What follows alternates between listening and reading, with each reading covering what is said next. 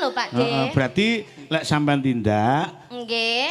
kembaramu selalu ngintili. Ngintili, Pak. Ngintili nggih, ngoten lho dados gandeng renteng niku mesti kalian niki. Wedok padha wedok harus saling Ngintili. Lek lanang karo lanang Ngondili, Pak. Aja ngawur lho Mbak. Bayi lanang karo wedok. Isini lho Mbak. Ora. Gawe blangkon pinggir sumur. Apa, Mbak? Lah ora sumuk.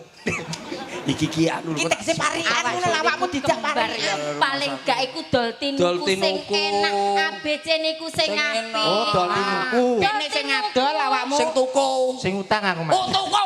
Lah ra di duit lho. Iya utang saya. Gawe blangkon nang pinggir sumur. Warga masyarakat Sumber Rejo Kulon muga-muga panjang umur. Nah, yo ngono amin. Gawe blangkon karo nggawa